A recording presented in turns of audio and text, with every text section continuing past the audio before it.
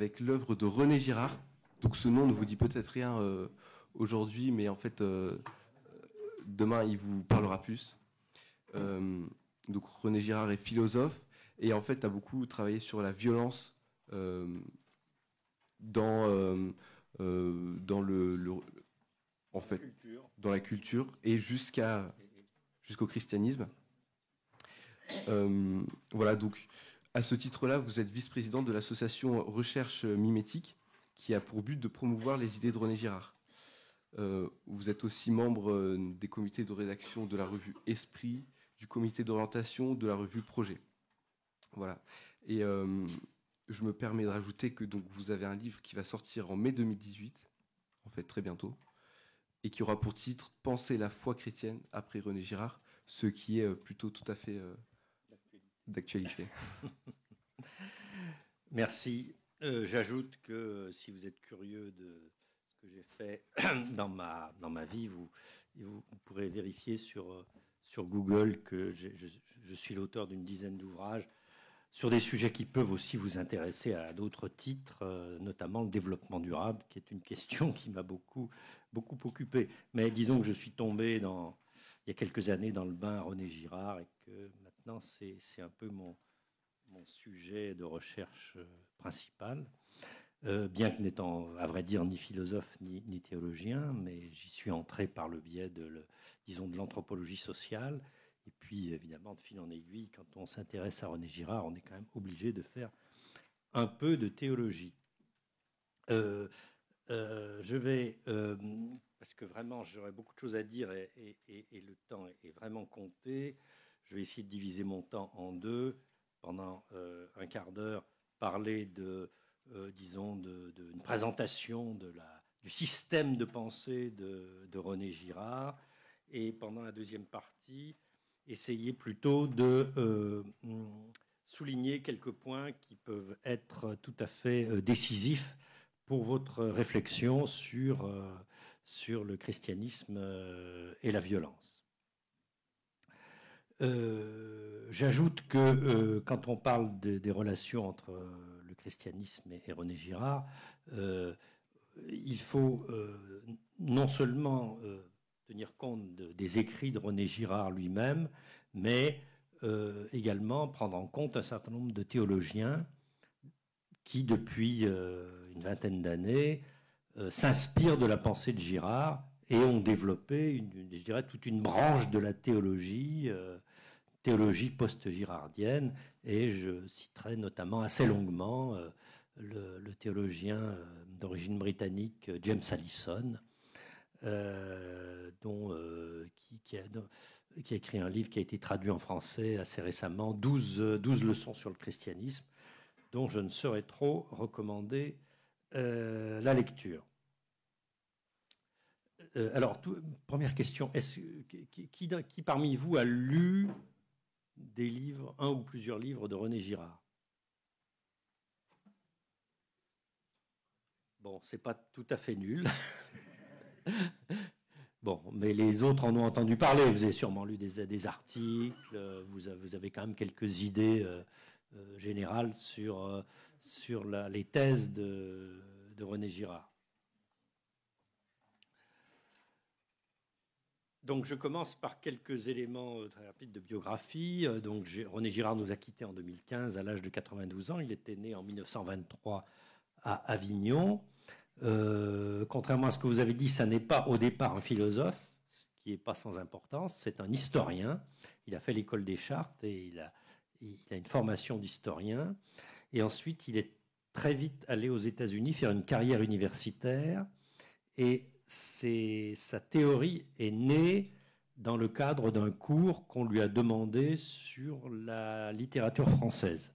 Donc, il a formé sa formation intellectuelle, il l'explique très bien dans ses écrits autobiographiques, c'est un travail qu'on lui a demandé particulièrement sur le roman français, le roman européen des 19 et 20e siècles, de Proust à Dostoïevski, en remontant même plus bas, plus loin jusqu'à Cervantes et Flaubert etc. D'où il a tiré son premier livre qui s'appelle Mensonges romantiques et vérités romanesques. Et ce qui est intéressant pour notre sujet, c'est que Girard s'est converti au christianisme en écrivant ce livre. Il explique très bien qu'il était déjà dans une démarche de recherche depuis quelque temps et qu'il a découvert en étudiant ces romanciers un concept de conversion qui l'a alerté sur son propre cheminement personnel. Et il a fait une espèce de parallèle entre ce qu'il appelle la conversion romanesque et la conversion religieuse. Alors la conversion romanesque, qu'est-ce que c'est ?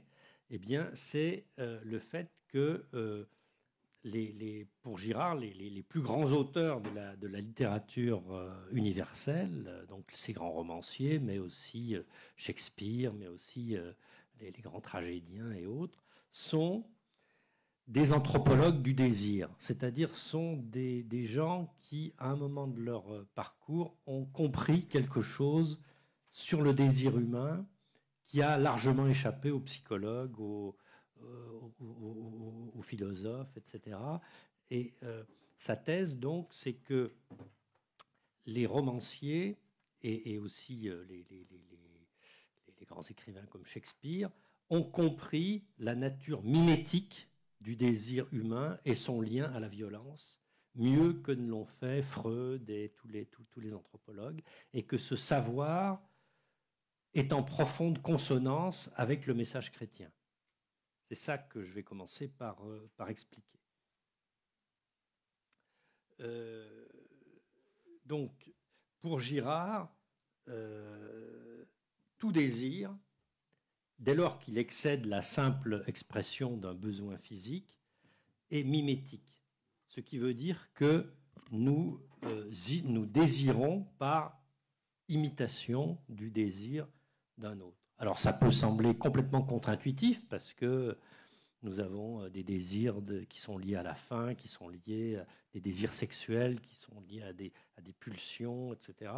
Mais ce que montre Girard, c'est que ce qui fait la pointe fine du désir humain, c'est-à-dire ce en quoi il se différencie réellement du désir animal et ce en quoi il acquiert un potentiel de violence, en quelque sorte, est étroitement lié à son caractère mimétique.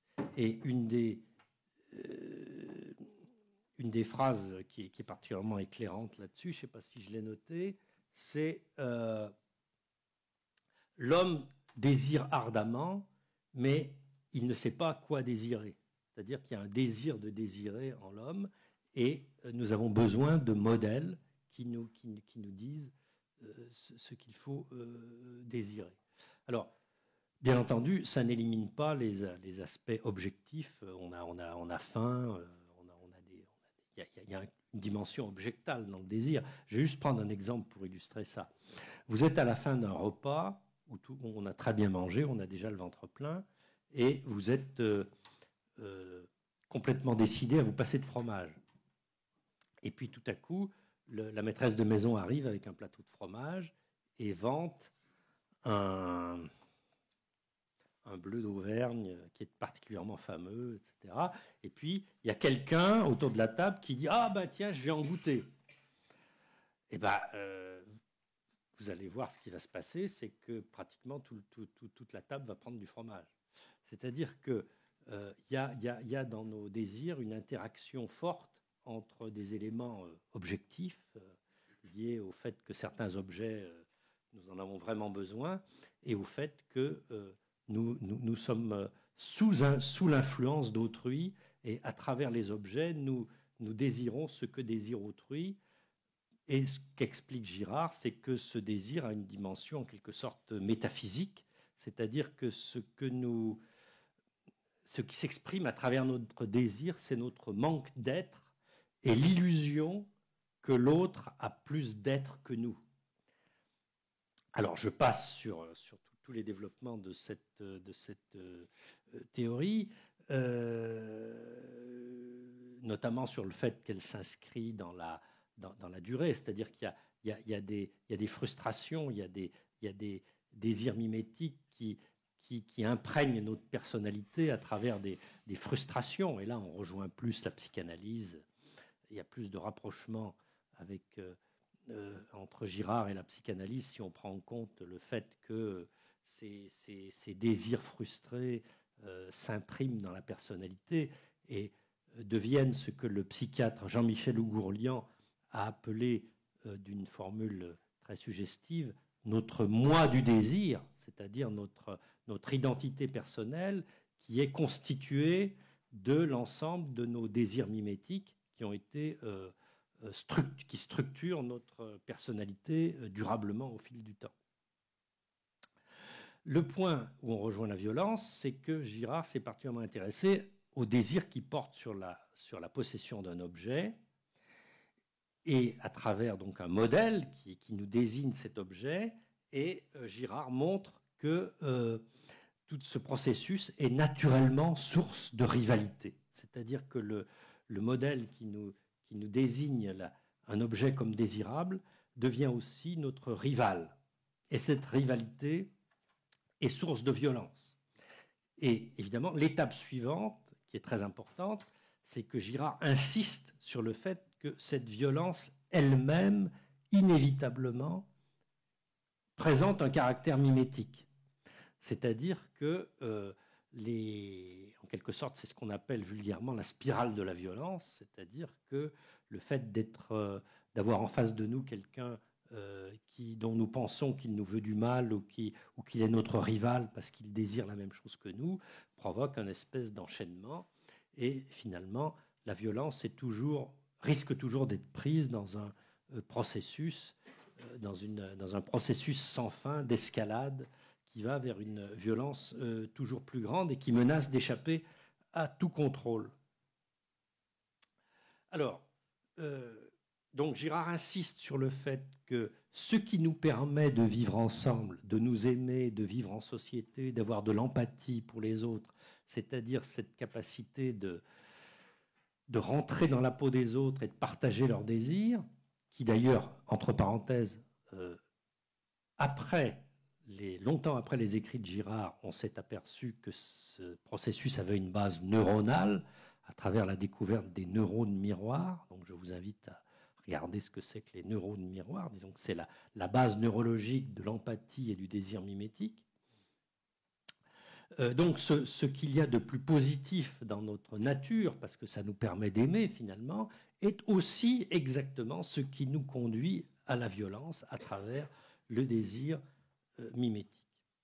Alors l'étape suivante de la théorie girardienne, c'est de montrer que, et c'est là où il a été le plus novateur, parce que le désir mimétique, ce n'était pas totalement nouveau, il y avait déjà eu des auteurs qui avaient un peu travaillé cette question-là. Là où Girard est plus novateur, c'est qu'il fait l'hypothèse assez audacieuse, il faut dire, que le processus d'hominisation, c'est-à-dire le passage de l'animal à l'homme, est intimement lié au problème du contrôle de la violence mimétique au sein des premiers groupes humains.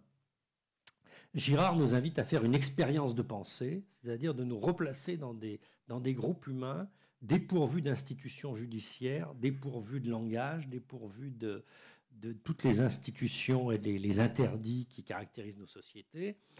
Et il dit, quand on se place dans cette situation, on est conduit à penser que la question de la rivalité et de la violence mimétique au sein de ces premiers regroupements humains a été une menace vitale qui a mis en péril l'existence même de ces premiers groupes humains.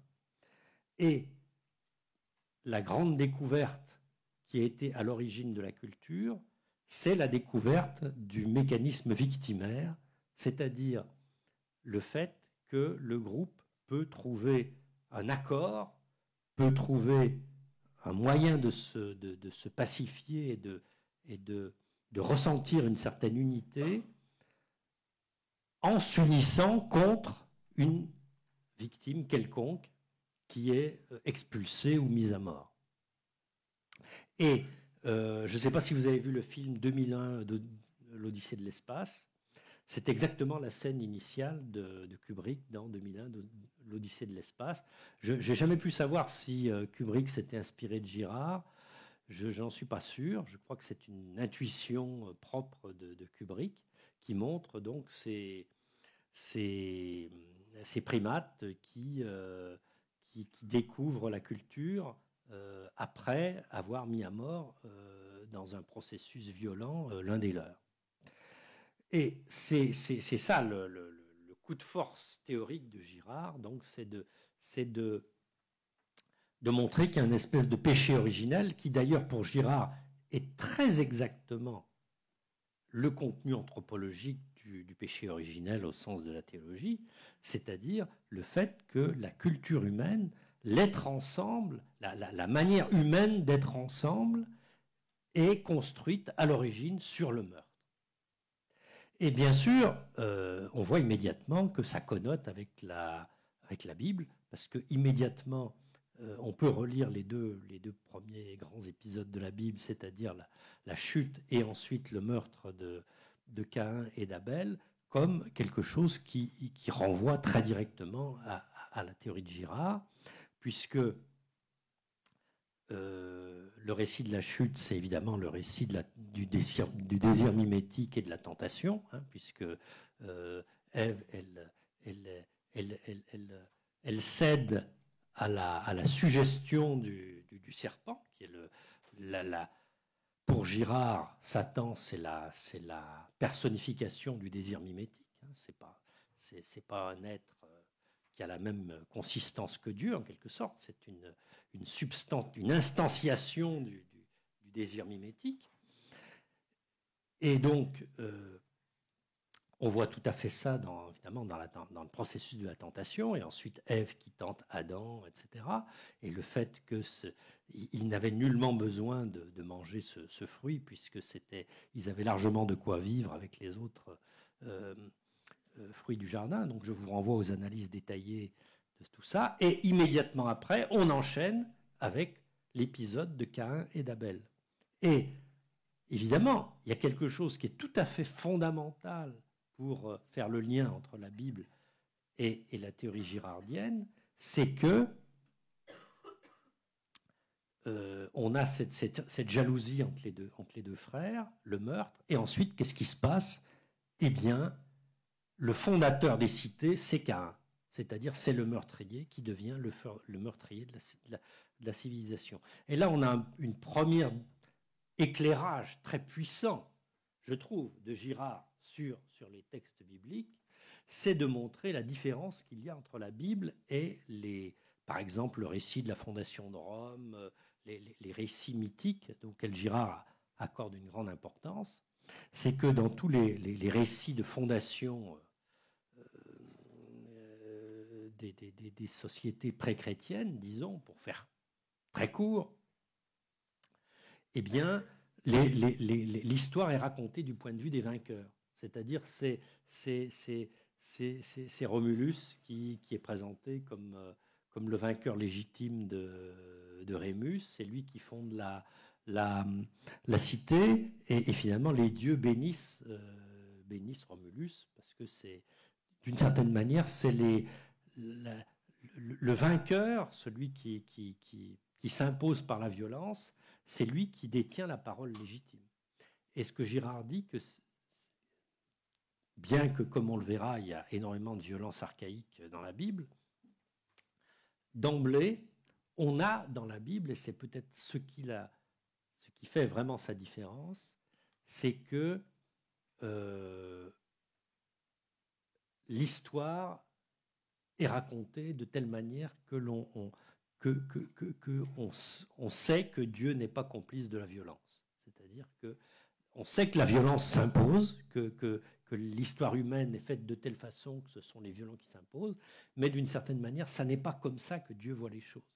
Et ça, c'est évidemment très différent, d'après Girard, de la manière dont les mythes et le monde païen, le monde archaïque, voyaient les choses à travers des mythes fondateurs qui sous une forme plus ou moins esthétisée, transformée, rendue plus ou moins méconnaissable, raconte des histoires d'expulsion et de meurtre, racontées du point de vue des vainqueurs. Donc, l'étape suivante dans le raisonnement de Girard, c'est que les hommes donc, ont découvert qu'ils pouvaient s'unir en victimisant des individus et en s'unissant sur le dos de quelqu'un d'autre. Alors ça peut être à travers la guerre, mais ça peut être aussi dans le cadre d'une violence interne qui s'exerce au détriment d'une minorité ou d'un individu quelconque. Et la culture, pour Girard, qui se confond avec l'origine de la religion, c'est quand les hommes ont découvert qu'à travers les mécanismes, à travers les rites sacrificiels, ils pouvaient reproduire ce mécanisme victimaire, c'est-à-dire reproduire les effets apaisants du meurtre à travers la mise à mort, au départ d'une victime humaine, et ensuite d'animaux, et ensuite de rites qui imitent en quelque sorte le mécanisme victimaire et reproduisent ces effets de création d'une unanimité, création d'une unité, etc. Et donc vous voyez tout de suite le lien qu'on va faire ensuite avec la passion. Alors, donc les religions, et pour Girard, y compris les premières balbutiements de conscience religieuse dans l'ère biblique, sont liés à des processus donc complexes d'élaboration à partir des rites sacrificiels. Et pour dire les choses tout à fait clairement, et pour déjà parler un peu de chose qui est assez choquante quand on lit la Bible d'un point de vue chrétien, c'est que, indubitablement, la Bible porte la trace de sacrifices humains. Il y a des passages, y compris dans la manière dont les prophètes critiquent et cherchent à s'en distancier, la trace du fait que les anciens Hébreux, à une époque sans doute assez reculée, ont pratiqué des sacrifices humains et en croyant donc honorer Dieu. Alors pour Girard, la première figure de la divinité, c'est une projection d'un pouvoir en quelque sorte magique de créer l'unité du groupe à travers la violence. Donc pour Girard, et c'est là où ça devient un peu troublant par rapport à la manière dont on a l'habitude de voir les relations entre le christianisme et les autres, la religion, disons, dans son ensemble, pour Girard, la religion, dans son sens le plus général, n'est pas du tout quelque chose de vertueux ou de bon par soi-même. C'est, au départ, une manière pour les hommes de projeter leur propre violence dans un monde imaginaire à l'extérieur du groupe. Et ça, c'est quelque chose qui a existé, y compris dont on voit clairement la trace dans la Bible. J'y reviendrai. Alors, je termine sur la structure complète du système girardien. L'étape suivante, c'est de montrer que le Nouveau Testament, et singulièrement la Passion du Christ, peut être lu comme un dévoilement de cet état des choses et de ce régime donc dans lequel nous vivons, ou dans lequel les hommes vivaient, d'une violence fondatrice et du fait d'être obligés de se reposer sur la violence pour faire unité, en quelque sorte. En effet, pour la première fois, on a une victime émissaire qui est présentée comme innocente et qui raconte, non seulement fait le récit, enfin, est à l'origine d'un récit qui est un récit du point de vue de la victime innocente, mais en plus, cette victime revient parmi nous à travers la résurrection pour être elle-même au fondement d'une nouvelle unité de l'humanité. Donc, c'est là un schéma que je trouve absolument bouleversant. Quand j'ai découvert ça, j'ai trouvé ça une lecture absolument bouleversante du christianisme.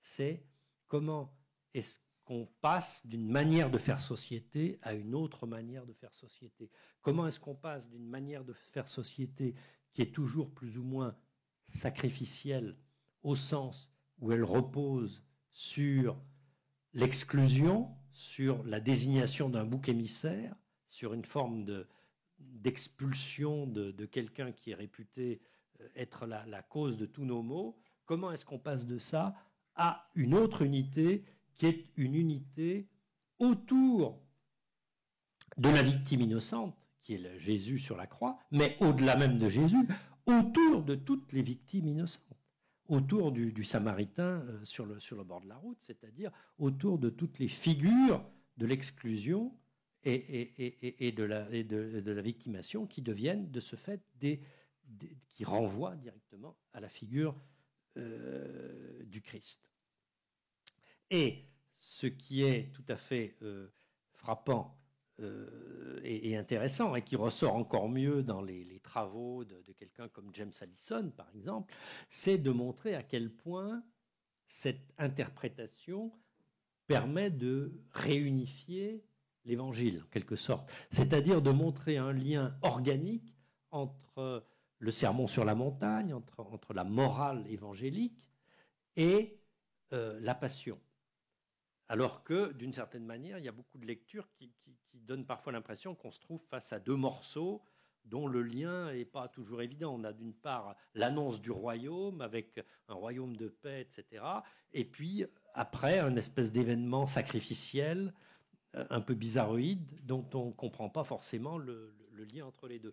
La lecture girardienne, elle réunifie à un niveau très profond le message de Jésus et la signification de la passion et de la résurrection comme dévoilement et comme transfiguration, en quelque sorte, du mécanisme victimaire.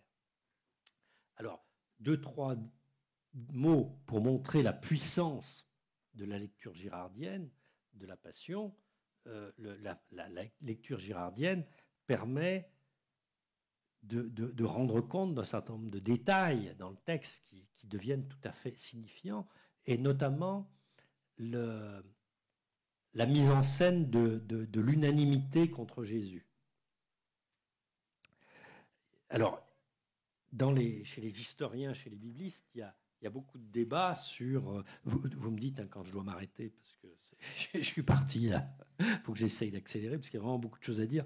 La question respective de la responsabilité respective des Juifs et des Romains, est-ce que c'est les Romains qui sont responsables, est-ce que c'est les Juifs, etc. Tout un débat historique. Pour Girard, c'est tout à fait secondaire par rapport au fait que ce que veulent souligner les récits évangéliques, c'est d'abord l'unanimité. L'unanimité, il y a les chefs religieux, les chefs politiques, et surtout il y a la foule, c'est-à-dire le fait que finalement, il y a une espèce d'unanimité mimétique qui se fait contre Jésus. Et au-delà de ça, les actes des apôtres vont même encore plus loin, puisqu'on a une phrase étonnante dans les actes des apôtres qui va bien au-delà des faits historiques eux-mêmes et qui suggère que toutes les nations se sont liguées contre Jésus.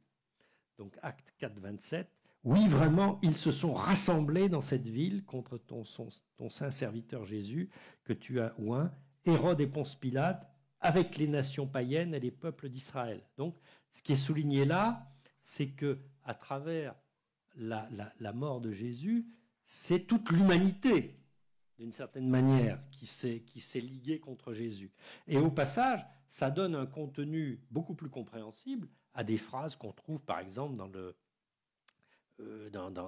les actes du Concile de Trente ou dans différents textes, cette affirmation traditionnelle qui est finalement que Jésus est mort à cause de tous nos péchés.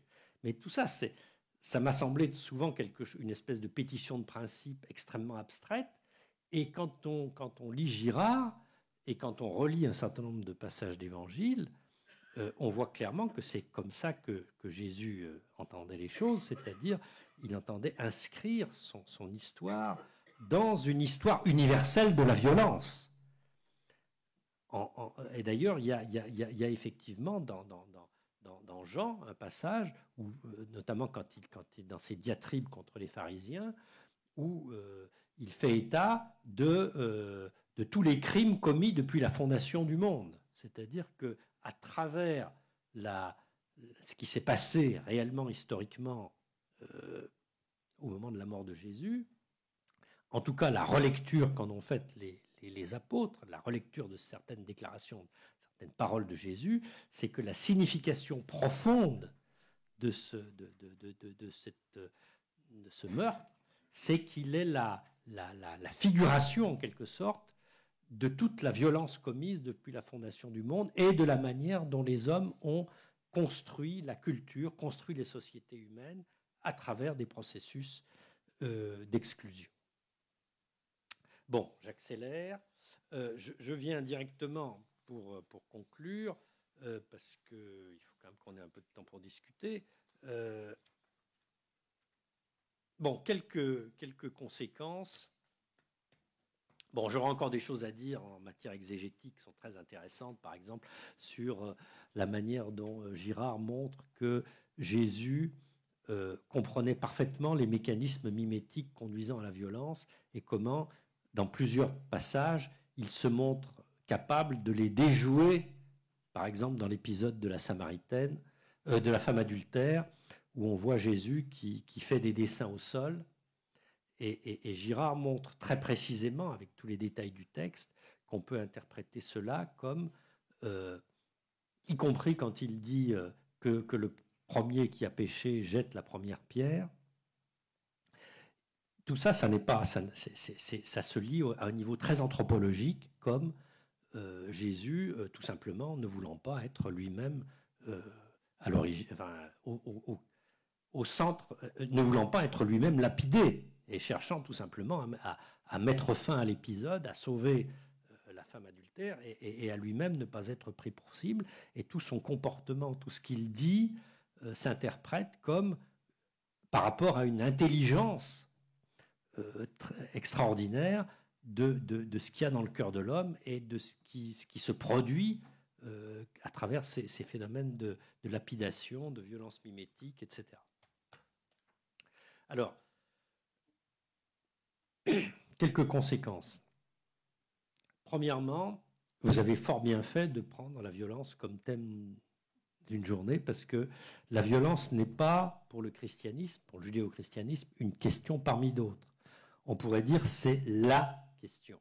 Et en particulier, si on veut comprendre le lien, l'articulation entre l'Ancien et le Nouveau Testament, il n'y a pas de meilleur fil conducteur que de comprendre que c'est un acte de communication qui tourne autour de la violence et qui traverse en quelque sorte la violence humaine, qui habite la violence humaine pour la dépasser, y compris même dans les images que nous avons de Dieu, qui part d'un Dieu violent, parce que le Dieu violent, c'est le seul que nous pouvons comprendre à un certain niveau, pour nous progressivement nous permettre de comprendre la non-violence de Dieu. Et je dirais que comprendre cette non-violence de Dieu, pour moi, après avoir beaucoup réfléchi à ça, je m'aperçois que c'est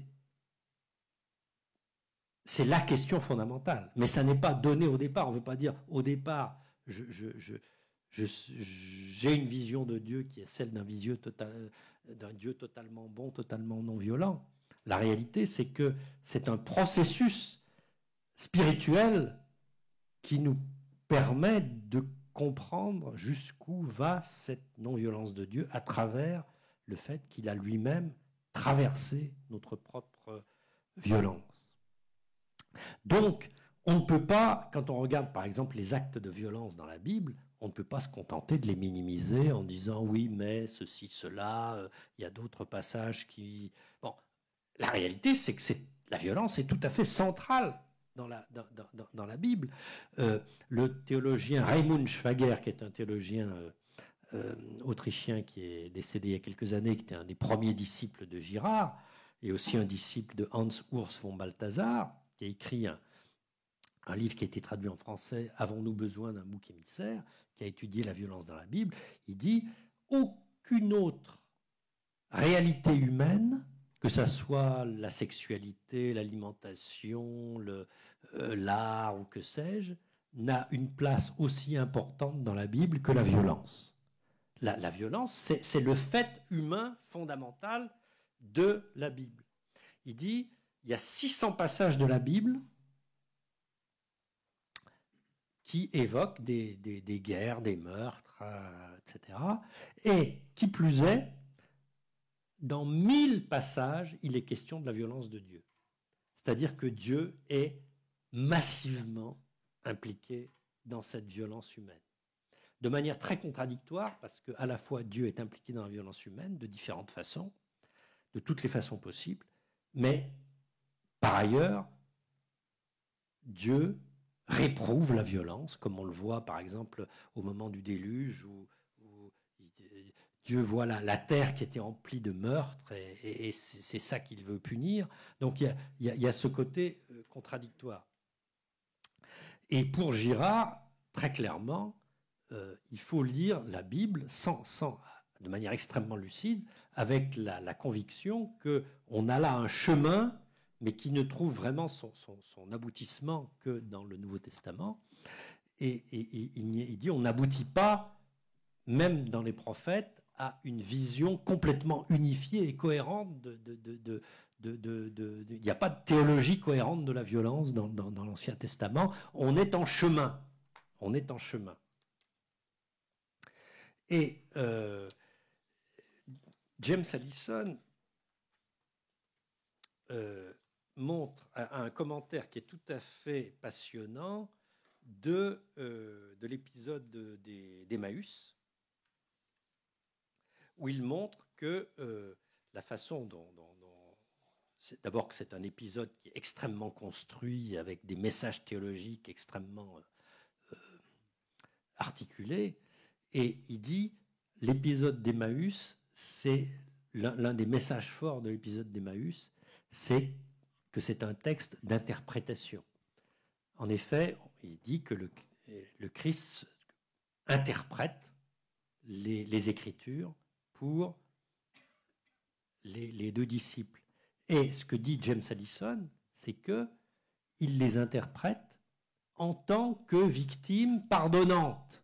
C'est-à-dire qu'il n'est pas là, on a là, il dit, on peut comparer cet épisode avec des récits qui montrent un fantôme, quelqu'un qui a été assassiné, qui revient dans un château hanté, et en général, cette personne, qu'est-ce qu'elle fait ? Elle est perçue comme une menace, elle est là pour se venger d'une manière ou d'une autre.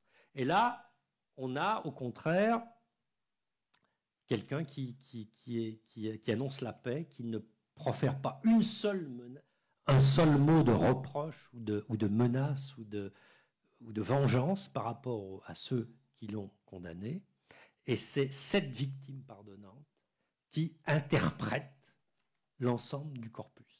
Et James Allison a tout un développement pour dire on a là quelque chose d'extrêmement important, on a là une indication sur la manière de lire non seulement l'Ancien Testament, mais le Nouveau Testament lui-même, c'est-à-dire y compris les paroles apparemment violentes de Jésus, apparemment tout ce qui évoque le jugement, etc. On dit, in fine, ce que nous dit Luc, c'est que tout ça doit être lu avec un regard qui est celui de la victime ressuscitée et pardonnante, qui revient de manière complètement pacifique. Et c'est avec ces yeux-là qu'il faut relire tout le reste. Alors ça, je crois que c'est vraiment très important. Alors, je dis encore, où je m'arrête, 2 minutes. Non, un mot sur la question du sacrifice, parce que là, c'est un sujet, évidemment, qu'on pourrait parler longuement. Dans ses premiers écrits, Girard avait dit,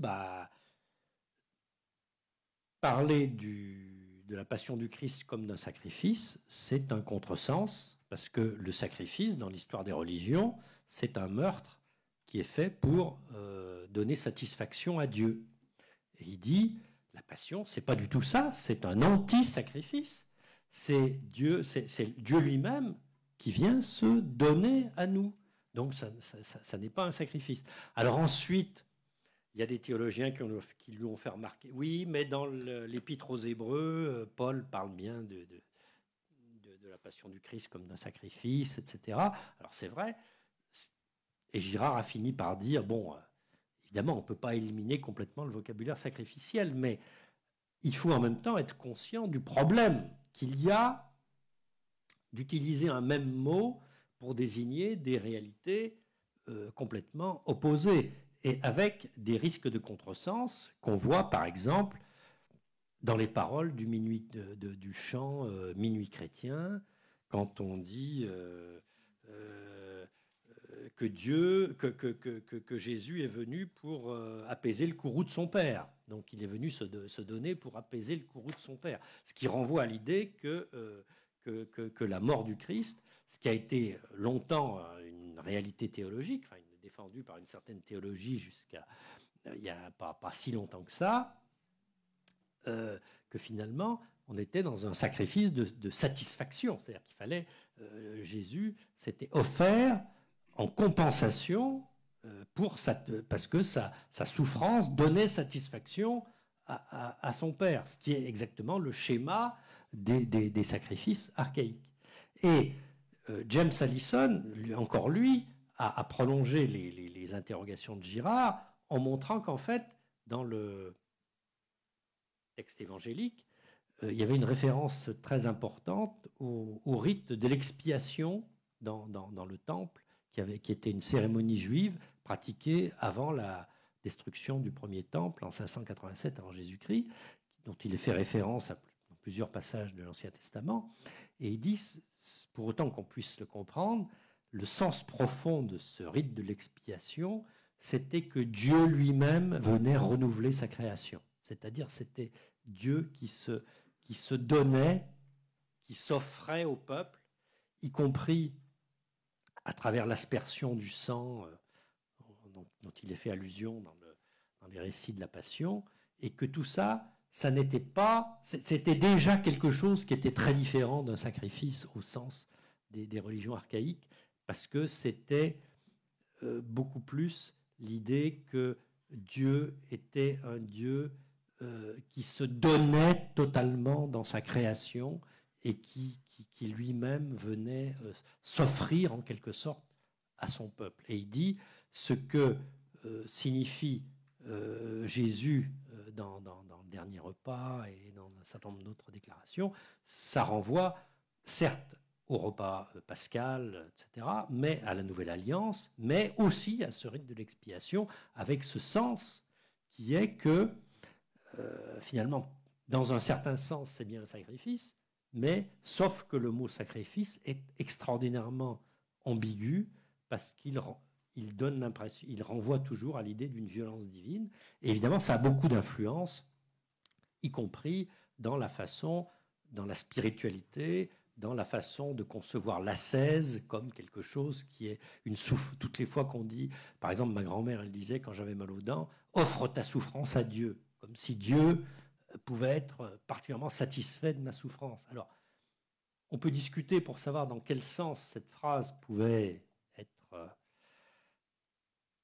spiritualisée en quelque sorte, mais en tout cas, à tout le moins, il y a là tout un champ de réflexion qui est particulièrement intéressant, et d'autant plus que, comme Girard le montre, enfin l'affirme à certains moments, on peut quand même penser qu'il y a un lien entre la vision sacrificielle de Dieu et la propension des religions, y compris le christianisme historique, à générer des persécutions et de la violence. C'est-à-dire qu'on est d'autant plus enclin à entrer dans le rôle du persécuteur au nom de la religion que l'on a dans notre imagination une vision sacrificielle, une vision d'un Dieu qui exige en quelque sorte la violence pour sa propre satisfaction.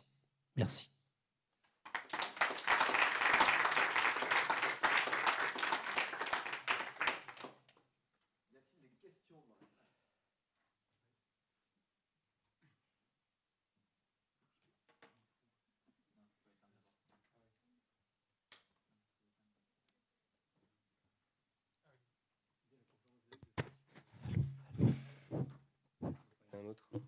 Ah si. Alors, bonjour. Bonjour. Merci pour cette conférence. Et j'avais une question, j'ai vu que vous étiez membre de rédaction, du comité de rédaction de la revue Esprit, et vous avez dit tout à l'heure que le christianisme, du coup, tel qu'il a été pensé par Girard, se construisait autour de la figure de la victime et autour du plus faible.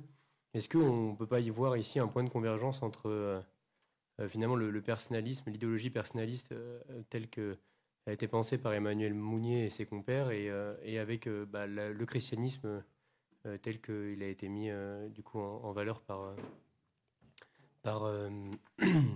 René Girard. Et du coup, si la réponse est oui, est-ce que du coup, quel est le défi aujourd'hui pour disons, un vivre ensemble ou un être ensemble à ce propos, parce qu'aujourd'hui on voit que la société est plutôt construite autour des GAFA, des plus puissants et des plus forts, et comment du coup vivre la pensée personnaliste et le christianisme tel que le pensait René Girard, c'est construit autour des plus faibles, à contre-camp aujourd'hui dans la société. Merci. Alors effectivement, on peut faire peut-être prendre plusieurs questions, non, parce qu'on n'a peut-être pas énormément de temps, donc il vaut peut-être mieux prendre plusieurs questions. Comme vous pouvez répondre. D'accord. Alors, on peut faire un lien effectivement avec le personnalisme, parce que la pensée de Mounier était effectivement très centrée sur cette dignité de la personne humaine. Et Girard, effectivement, permet de redécouvrir, mais quelque chose qui a toujours été très présent d'une manière ou d'une autre dans le christianisme. Ça n'a jamais été perdu de vue. Je veux dire, il y a toujours eu... Les chrétiens ont toujours su que le jugement dernier, c'est qu'avez-vous fait, est-ce que vous êtes venu me visiter quand j'étais en prison, etc. Heureusement, c'est quelque chose qui n'a jamais été perdu de vue. Je crois que ce que nous permet de redécouvrir Girard, enfin pour moi, en tout cas, une des choses qui m'a permis de redécouvrir Girard, c'est la force du symbole de la croix. C'est-à-dire la croix qui a souvent été perçue à tort ou à raison comme un emblème guerrier, comme quelque chose qu'on agite pour dominer les autres et pour renforcer son identité de groupe, en quelque sorte. Et finalement, la croix, c'est d'abord le rappel du fait que notre unité, ce qui nous unit, et plus fondamentalement, ce qui a vocation à unir l'humanité, c'est la victime innocente. C'est celui qui est rejeté, c'est celui qui est la risée de tous, et qui doit devenir le critère ultime de la morale. Et ce que dit par exemple James Allison, que j'aime bien, il dit au fond, il n'y a pas à proprement parler de morale chrétienne. C'est-à-dire que la morale, c'est toujours quelque chose qui est assez contingent, qui est lié à des questions sociales, au contexte, etc. Mais il y a inévitablement une manière chrétienne d'interroger la morale commune. Et la manière chrétienne d'interroger la morale, c'est d'interroger cette morale du point de vue de la croix, justement, c'est-à-dire du point de vue de la victime innocente. Oui. Bonjour, merci pour votre présentation. J'ai vu que vous êtes ancien élève de l'école polytechnique. J'ai eu une question mathématique pour vous. Vous dites qu'il y a 600 passages de violence de l'homme et 100 passages de violence de Dieu. Ma question, c'est il y a combien de passages l'amour, bénédiction et grâce. Merci. Eh bien, non, mais j'ai cité Raymond Schwager qui a fait cette comptabilité sur la violence et j'avoue que j'ai pas.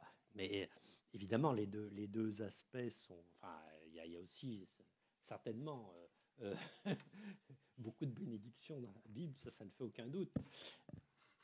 Ce qui est important et ce que je n'avais jamais réalisé avant d'avoir lu Raymond Schwager lui-même venant après Girard, c'est que si on regarde les réalités humaines dont traite la Bible, c'est-à-dire ce que font les hommes, l'agriculture, l'art, la sexualité, etc., etc., il dit la réalité obsédante qui est omniprésente, la réalité humaine obsédante dans la Bible, c'est bel et bien la violence. C'est-à-dire, on voit que ces hommes vivaient dans un monde où se donner la mort était quelque chose de donner la mort à autrui, se donner la mort, exterminer un autre peuple, ça faisait partie de la réalité. Et c'est quelque chose dont il faut prendre toute la mesure, je crois, et qu'il ne faut surtout pas chercher à euphémiser et à minimiser. Et en plus, il faut quand même dire les choses. L'amour de Dieu, la découverte par Israël du fait que Dieu était à ses côtés et se manifestait comme un Dieu plein de sollicitude pour son peuple, eh bien, ça s'est traduit quand même par le fait que c'était son allié dans la guerre. C'était le Dieu qui se manifestait dans sa capacité à détruire les chars et les guerriers égyptiens, comme on le redit, comme on le chante régulièrement pendant les fêtes pascales. Dans la mémoire d'Israël, la première preuve que son Dieu était le vrai Dieu, c'est quand même qu'il se manifestait de cette façon-là. C'est quand même ça la réalité. Et c'est progressivement chez les prophètes qu'on voit par exemple apparaître l'idée que la vraie défense de Dieu, c'est pas les armées, c'est autre chose. Il y a quelque chose d'autre à chercher dans Dieu que le guerrier. Mais c'est une idée qui est apparue progressivement, et notamment chez les prophètes. Et par parenthèse, Girard insiste beaucoup sur cette culmination de l'Ancien Testament, qui est le chant du serviteur souffrant dans Isaïe, dont il montre que c'est véritablement là que culmine une prise de conscience qui est déjà pré-christique, en quelque sorte, du fait que ce qui est vraiment la figure de Dieu, c'est que Dieu nous invite à regarder, c'est celle du serviteur innocent qui est victime de la souffrance des autres. Merci beaucoup Bernard Perret. On peut vous applaudir.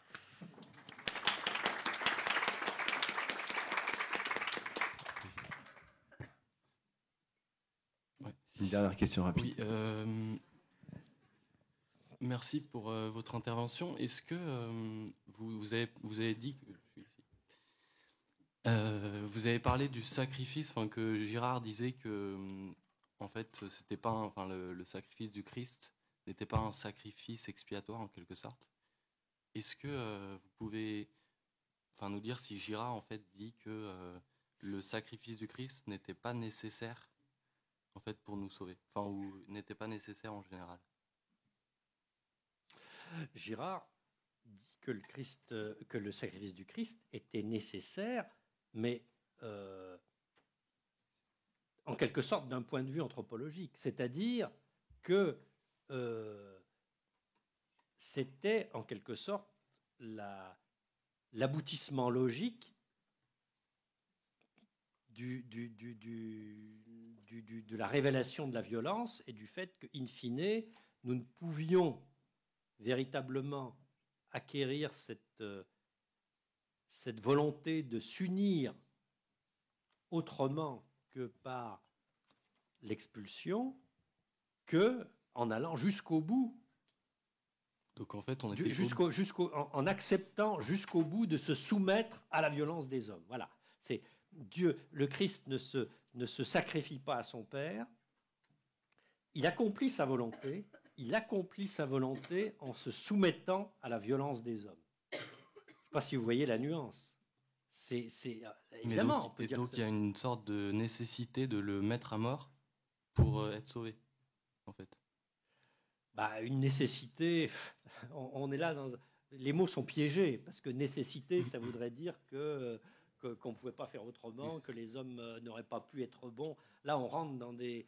Si vous voulez, on rentre dans des considérations qui sont très délicates du point de vue de la philosophie fondamentale, parce que de la métaphysique, parce que ça veut dire, est-ce que les choses auraient pu se passer autrement au moment de la chute? Est-ce que l'homme aurait pu être vraiment bon dès le début? Moi, je sais pas m'engager sur ce terrain-là. Ce que je veux simplement dire, c'est qu'au moment où le Christ est arrivé, vu l'état du monde et vu l'état de la violence humaine, eh bien, il y avait cette espèce de nécessité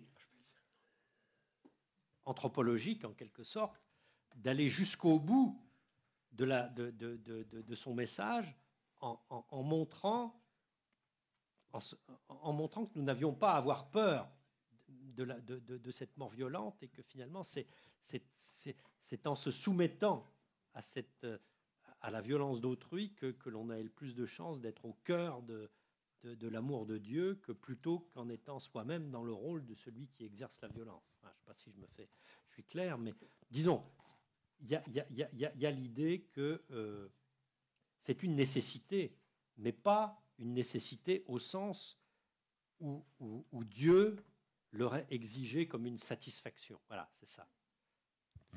Merci beaucoup. On va s'arrêter là-dessus.